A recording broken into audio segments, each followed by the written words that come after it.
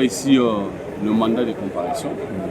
Comme tout justiciable, il est venu répondre aux convocations du parquet général de la République. C'est ainsi que, étant donné qu'il est respectueux du droit, il est venu, comme tout leader de masse, accompagné de ses militants. Voilà la raison d'être de notre présence ici au parquet général. Nous souhaitons que la justice fasse son travail correctement, en respectant la procédure. Raison pour laquelle nous sommes de ceux-là qui croient que la liberté, c'est le principe et l'arrestation, c'est une exception.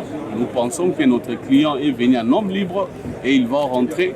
Et si la procédure va continuer, il est disponible de répondre à chaque fois que le parquet aura besoin de lui. Nous pensons que c'est aussi l'état des droits. Nous allons prouver devant le pêcheur qu'il n'y a pas offense au chef de l'État, moins encore le genre public, moins encore la diffamation. On est là pour ça. La raison laquelle nous sommes venus répondre à cette invitation prouve que réellement notre client n'a pas offensé le chef de l'État. En tant que praticien du droit, nous avons confiance à la justice. Ce sont de hauts magistrats et ils sont censés de bien respecter la loi et la procédure. Nous sommes qu'au début de notre combat.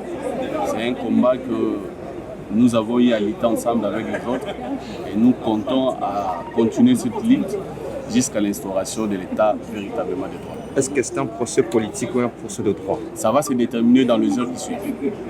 Batindaki mandat de comparaison pour le président Nabiso Jean-Marc Kabound, ndetoye ko accompagner pour répondre devant la justice.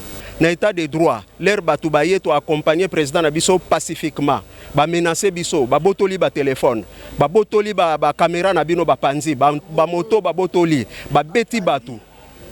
Babiloko wana nyonso to l'air to dénoncer bakangi lisusu ngaso na dénoncer ngo siko bokangi nga lisusu botindeli nga pe mandat de comparaison na ya lisusu pe ko samba.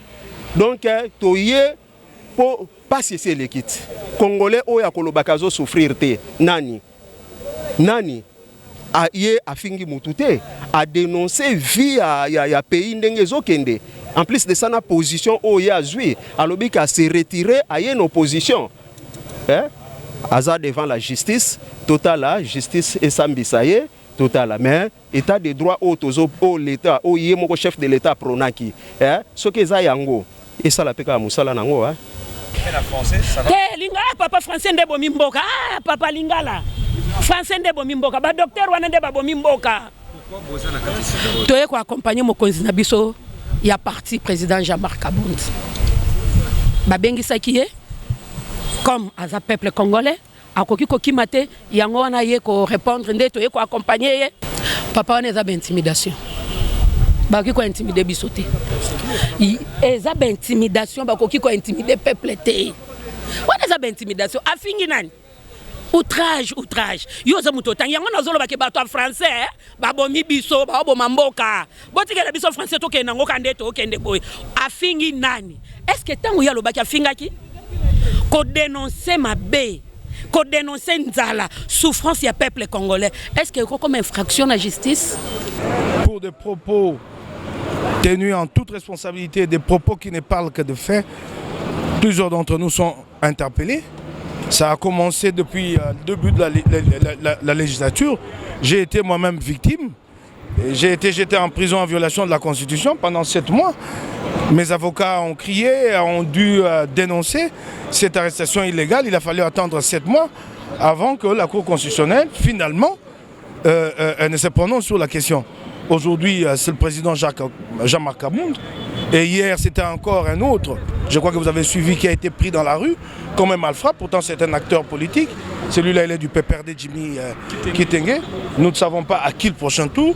Nous sommes face à un régime répressif. Je dis bien répressif, je pèse les mots. Nous n'avons pas mené tout ce combat. Certains d'entre nous sont allés jusqu'au sacrifice suprême. Ils ont laissé leur vie pour qu'un jour un individu vienne prendre le dessus sur la justice. Donc le combat reste à faire. J'ai l'impression que nous n'avons jamais combattu. En tout cas, quand vous voyez les choses, comment elles se passent au Congo. Mais nous sommes déterminés. Nous ne nous plaignons pas, nous avons l'habitude de ce genre de combat. Nous en avons vu d'autres avant, ça ne nous impressionne pas. Il est sûr au moins que le Congo sortira de cette impasse, de cette mauvaise passe. Il est sûr que nos enfants, que demain, nous vivons dans un pays de totale liberté. C'est ça ce combat-là. Et j'ai beaucoup aimé le courage, et même admiré le courage du président Jean-Marc Kabound, qu'il soit allé jusque là où il est allé, mettre toutes ces vérités-là sur la place publique pour qu'enfin les Congolais sachent ce qui se passe en réalité.